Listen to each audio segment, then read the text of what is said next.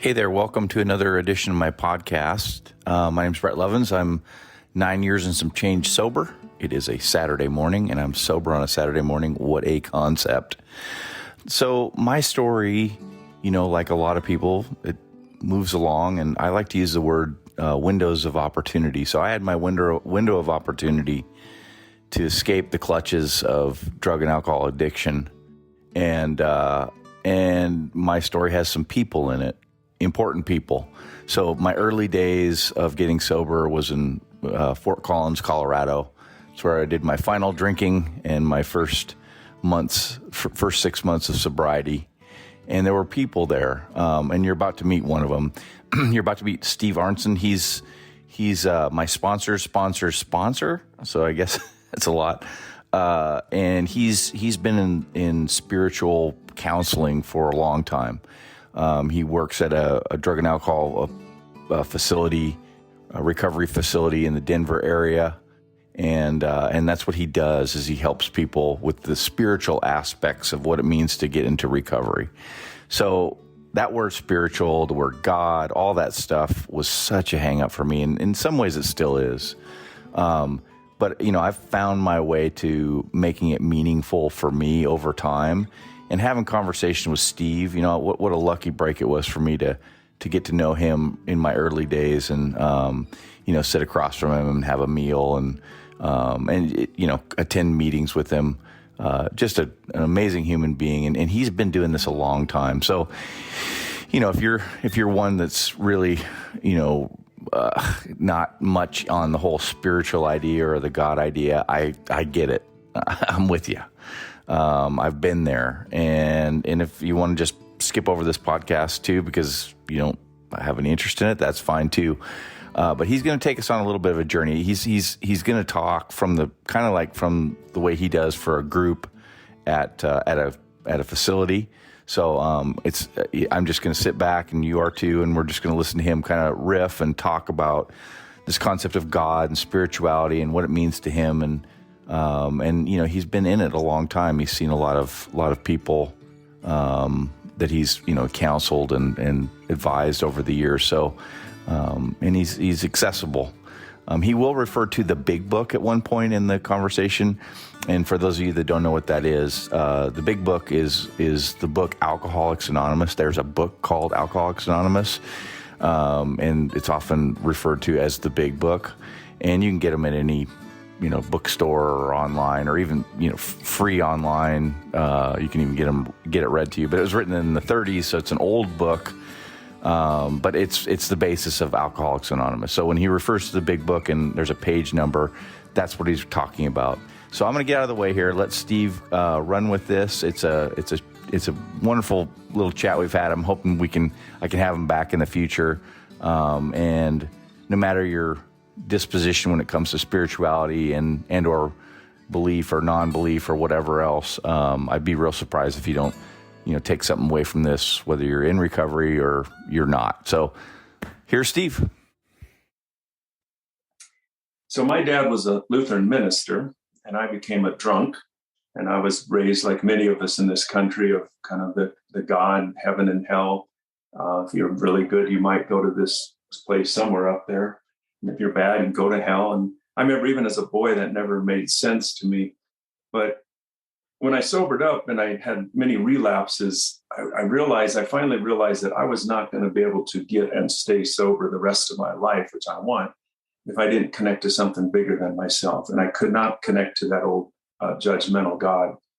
And the word God, and we have, it's embarrassing, but we've killed millions upon millions upon millions of people in the name of God.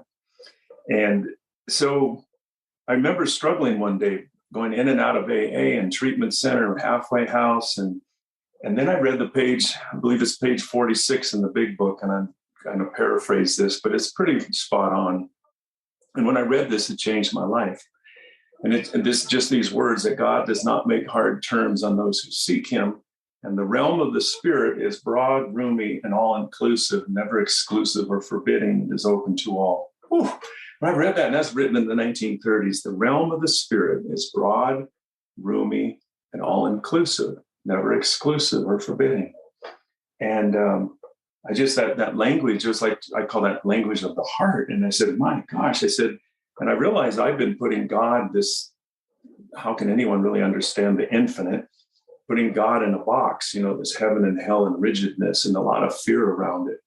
And that just like blew me away. And it's interesting. The Native Americans even have a term for that. And they call it a closed system where you take the infinite, the great mystery, and you put it in a box. And to me, I can go on and on about this, but it's why we go to wars. This is my God and your God. And so I just started to expand. It's like my mind just started to expand. And I actually asked God, I didn't even like the word God. So I found Great Spirit more gentle. So I said, Great Spirit, if you're out there, I know that I cannot stay sober and without connecting to something bigger than myself, but I'm not sure what that is. But to me, it's not so much the words, it was the openness, at least of my heart. My heart was open. I wanted to heal. And that's why probably those words meant so much to me, is God does not make hard terms on those who seek him. And I was seeking a spiritual way of life. I think in our country, we are often taught God and not God, let's just say like atheist, agnostic, where you believe in God. But as a boy, I never learned about what is spirituality. What is that, And sometimes we make fun of people. They have a crystal or they got some spandex or whatever. And and we kind of even joke about it in the media about what it is to be spiritual. So I love this scene from Forrest Gump. Hopefully most people have seen Forrest Gump. But Lieutenant Dan makes his peace with God in the storm up on the mast with no legs. He's an alcoholic. He's lost everything, including his legs. He has no self-esteem. He's just a mess. And there's this massive storm, and most of us know that scene, and he climbs up to the top of the mast, and he's cursing God. He goes, you call this a storm? And basically he's saying, me and you, God, we're going to have it out. And they do. And then one of the next scenes, Lieutenant Dan is swimming in the ocean on his back with no legs. And, Forrest Gump goes, I don't know, but I think Lieutenant Dan made his peace with God. And that's what happened to me, I think. And I cursed God upside and down. And what I was really cursing was the God that I was raised with, that was this simple, judgmental God. And then I'm told God is love, but God's up there just sending people to hell because they don't love him. That makes no sense to me. So again, the realm of the spirit. And so I've been sober, and, not to brag, I've just been sober for a long time. I was 25 when I sobered up, and I'm 66 now. So for a little over 40 years, I've been practicing this spiritual way of life. And never has God revealed himself to me as a judgmental, hateful, little punitive God. And it's just like, and even after 40 years, I cannot explain to people what God is, nor do I want to, because I think it's pretty arrogant if anyone thinks they can explain the infinite, life after death. What is this energy? What is it that makes our heart beat and us whirling through space around the sun, and the moon goes around the earth? I mean, it is mind-blowing. But I say on one hand, I don't know who God is. I can't explain God, but I most definitely feel I experience God in my heart almost all the time now. And I love this concept that spirituality has very little to do with what we believe, our judgments and our opinions, and everything to do with our state of consciousness. And I read something similar to that from Eckhart Tolle, The Power of Now. And he in one of his talks, he was talking about spirituality. He says it has nothing to do with our opinions and everything to do with our state of consciousness. So again, that kind of like realm of the spirit is broad, roomy, and all inclusive. It's not this simple little math formula. And I guess, but I can, if somebody said, well, could I explain what God means to me after all this time? And yes, it's energy. It's like there's just some sense of energy. And to me, it's almost always in the heart or the chest, or just even your stomach, but there's something in our gut, our heart, our soul that just, to me, leads us on. And I have to, after 40 years, I've come up with 2 prayers that I've been using for quite a while now that at least keep me safe, I feel. And I put my hand on my heart and I just say, show me what's in my heart and may I walk in beauty. Those are Native American prayers, but I just love them. Show me what's in my heart and may I walk in beauty. Not so much what's in my head, my judgments, opinions, my ego. I think this is where wars come from, is understanding God only in our ego and our opinions. And this is God. And you will go to hell if you're the other. And just that concept of the other. You could get way out into non-dualism, but in dualism. But I really believe that everything is connected. And that if I keep it simple in the sense that, okay, show me what's here in my heart and may I walk in beauty. I swear when my energy's here, there's no way I'd put alcohol or drugs in this body. And there's no way that I would hurt another human being. When I get up here, I remember Travis, my sponsor, and I do talk about him a lot because he saved my life. But he said that human ego, he feels, can justify anything, even murder. Oh, we got to look at his history. I mean, it's just astounding how many people we kill. And I think that's all based in this fear-based, dysfunctional part of our brain, the ego. Not our brain is an amazing computer, but there's a part of our brain that to me is based in fear and ego and past and future and opinions and judgments. But to me, when I take that energy down to here, I don't complicate it. I just say, I know there's something out there and show me what's in my heart. May I walk in beauty. May I slow down. May I be aware of my surroundings and pay attention. And I know some of this is vague, but it's like, to me, it's not vague. It's just like, it's talking about the unmanifested or energy. And I do believe that God is love, God is energy, God is creative, and that all the destruction we do, people say, well, how can there be a God when all these wars and raping and pillaging and destroying the planet? And I think that's all done by man's ego, not God. And to me, it's fine. Like, I'm kind of astounded that when I had that prayer 41 years ago, and I asked God to reveal, and after I was so frustrated, my Lieutenant Dan moment was basically, God, why don't you reveal yourself to me as you see fit, and I'll try to just be open. And so in my journey, and sometimes people say, Steve, and this is a quote from people I work with at treatment, just as a little humor. They go, Steve, what the hell are you? He says, you talk about God, about Jesus, about Buddha, about Gandhi, about Native Americans, about the 4 agreements, about energy, the law of attraction. I go, what are you? And I said, I don't know. And I said, if I had to give a word, it would be a tapestry. In my office at work, I have a beautiful tapestry hanging, and I often refer to that when I'm working with people, that in my tapestry is the 12 steps. It is Jesus and Buddha and Gandhi and Martin Luther King and Nelson Mandela and Desmond Tutu and Eleanor Roosevelt and Anne Frank and hundreds of spiritual books. And so to me, it was kind of amazing. I was so open when I hit my bottom that I was willing to believe in I didn't want to, but I was willing to even believe in a judgmental God if it could help me be sober and happy. But in my journey, I haven't had to, and I'm not pushing this on anyone. I work with a lot of people in this field, and people come to me that are Catholic or Lutheran or Methodist or Mormons or Jehovah's Witness or Muslims or Buddhists. I don't try to force anyone into my beliefs, but I try to just say, whatever you're doing, is it working for you? And if it is, then let's build on that. And if it's not, you don't have to throw it all out, but maybe you could, if you want to say remain Catholic, perhaps it might be helpful in your joy and happiness and sobriety to see God a little more as a loving God, as a loving father or mother, a loving grandparent, rather than a judgmental God. So I do not try to push what I believe on others, but I have to be honest. I have found the greatest joy in not putting God in a box. Like I said, sometimes I feel alone in my thoughts, and then I read stuff and I go, oh my, I'm not the only one that thinks like this. Like I said, the Native Americans said it's a closed system. When you take the infinite, put it in a box, there's going to be trouble because we're going to fight with others. But that Lieutenant Dan moment was just like, whoa. And so and I do find that different religions and spiritual traditions, at least for me, have really helped because they focus on different things. Like a huge part of my spirituality is Native wisdom, Native American wisdom. And it's because their deep love of nature and animals and plants. And they really believe that God is all things. God, you can learn from an elk, a deer, a hawk, a blade of grass blowing in the breeze, anything you can learn from.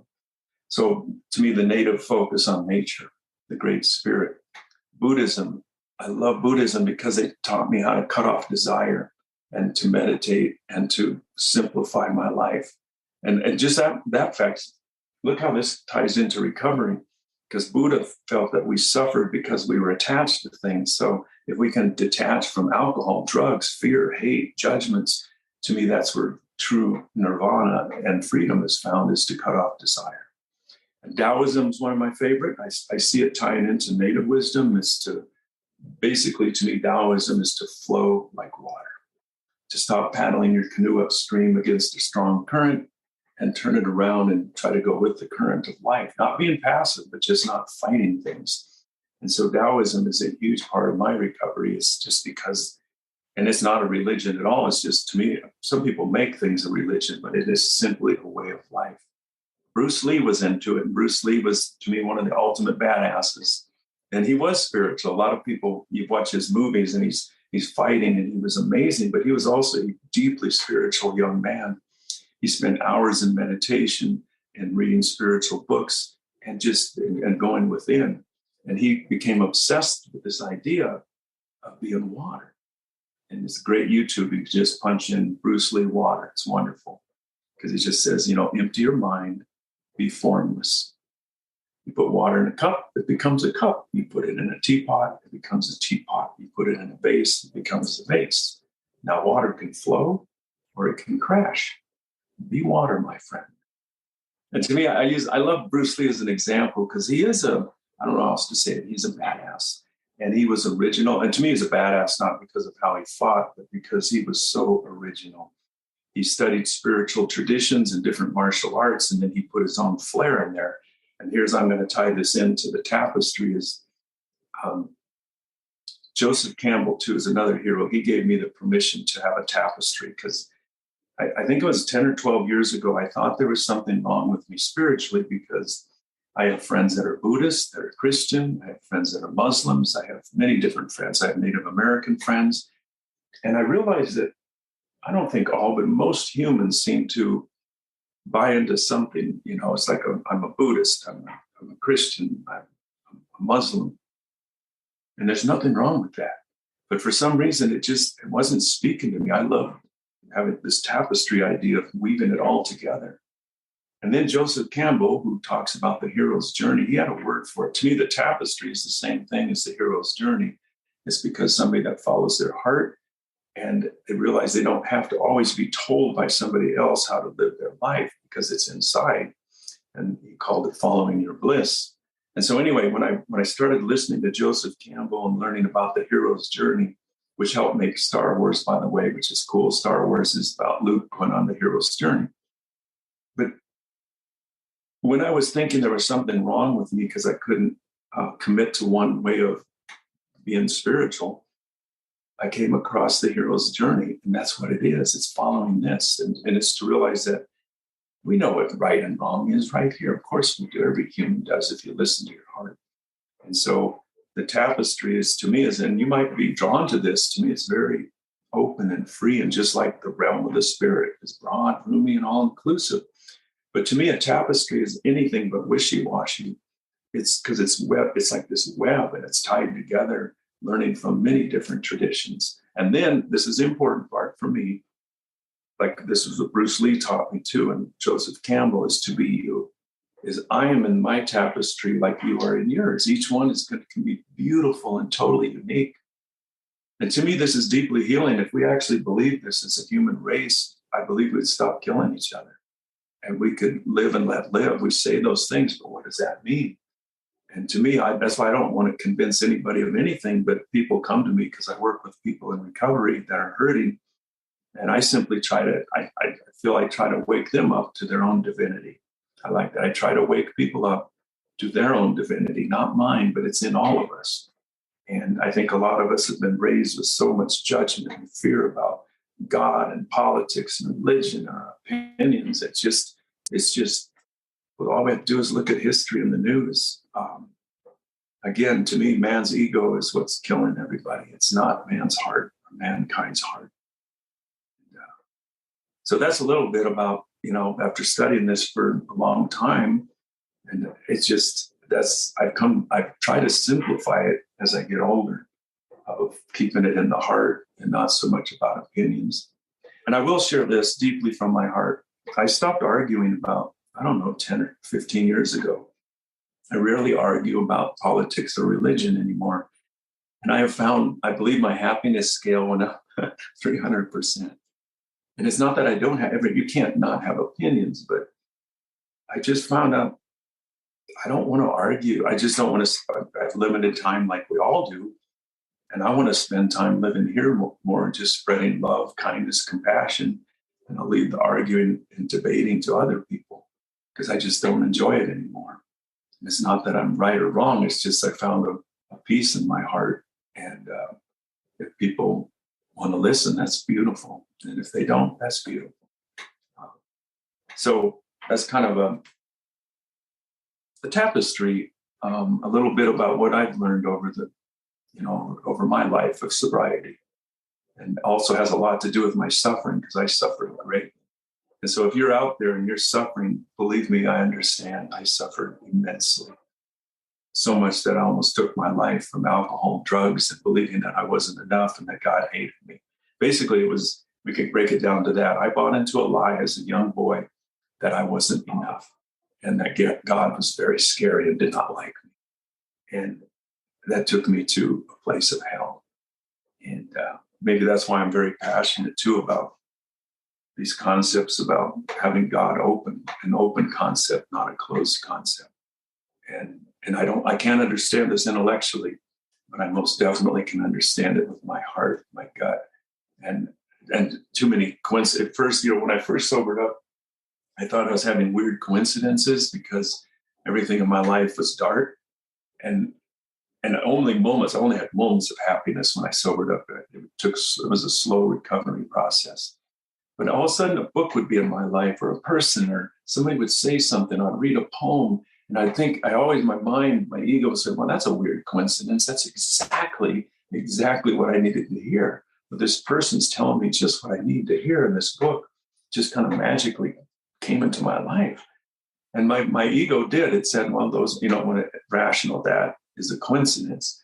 But after a gazillion of them, I no longer believe they're coincidences. To me, it's being, when we live a spiritual life and we're being present, magic does happen, even in the midst of a tornado or a cyclone or the world going crazy, And I just want to empathize with everyone out there.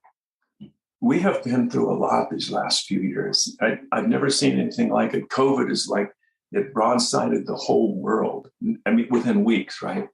And I think sometimes we need to address, we're still suffering from that.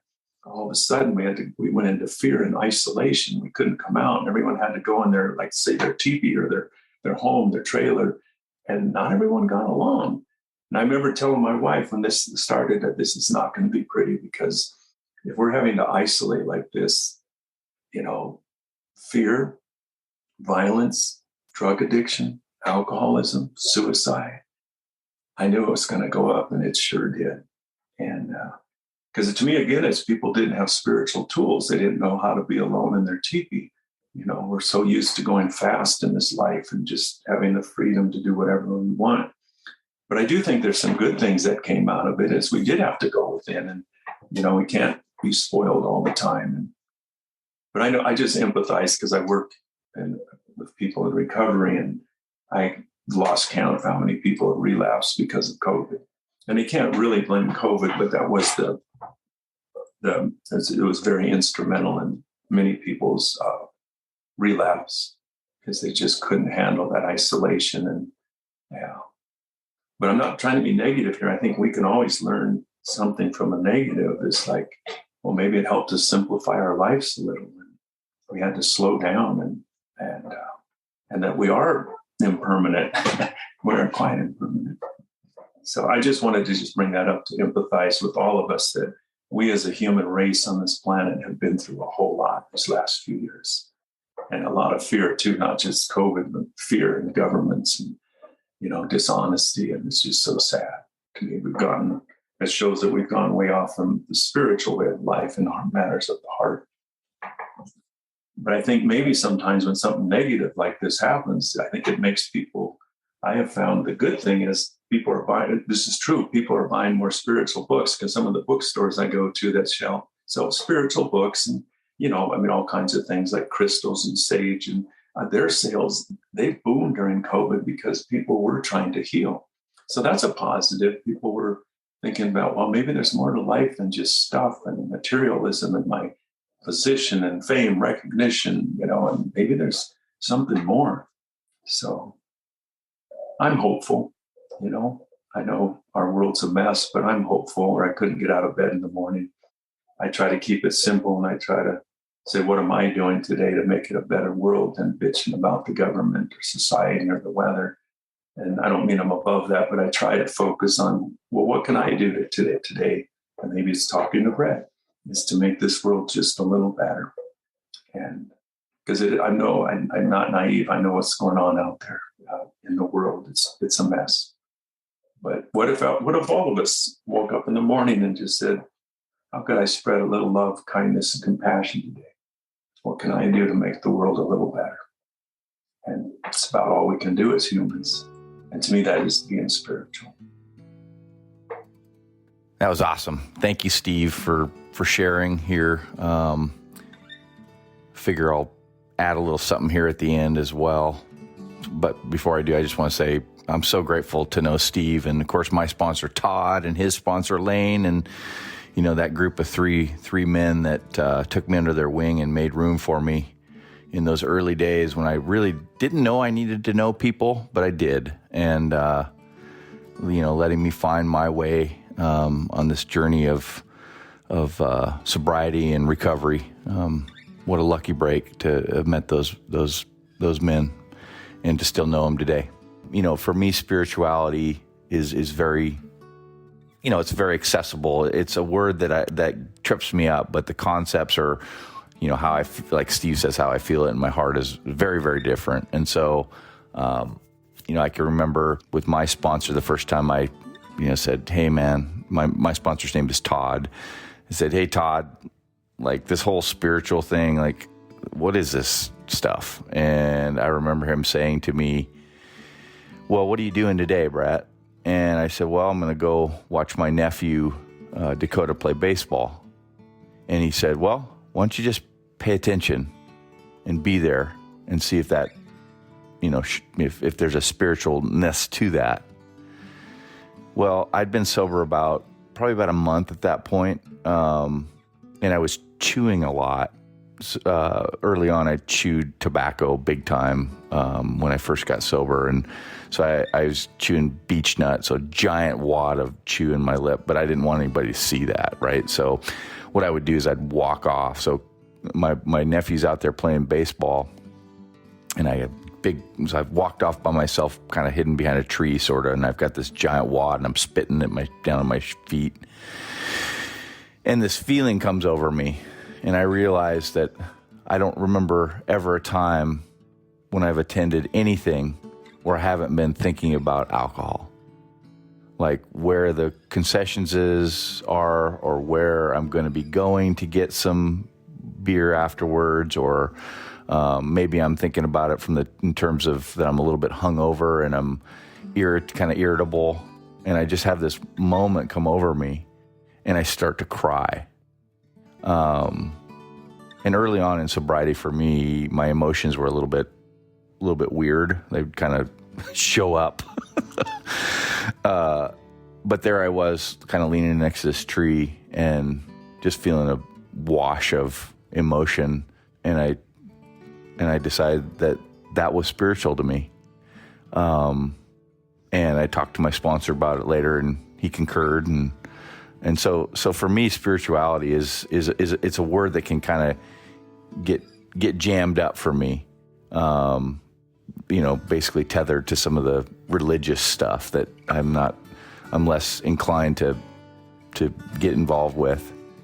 And just to be there, to notice, to be basically becoming human again. And I remember that like it was yesterday. Anyway, so I just thought I would tack that on here at the end from Steve's wonderful chat with us today, and just share with you the beginnings of my concept of spirituality that, continues today. And I can use that word with a semi-straight face. And whether you need it or not or whatever, I'm just telling you my story. That's what this is about, is telling stories. So I'm sitting on the couch. It's Saturday morning. I'm sober. The day is open. I'm grateful to be free of all the crap that I would have had to been dealing with on a Saturday morning for so many years.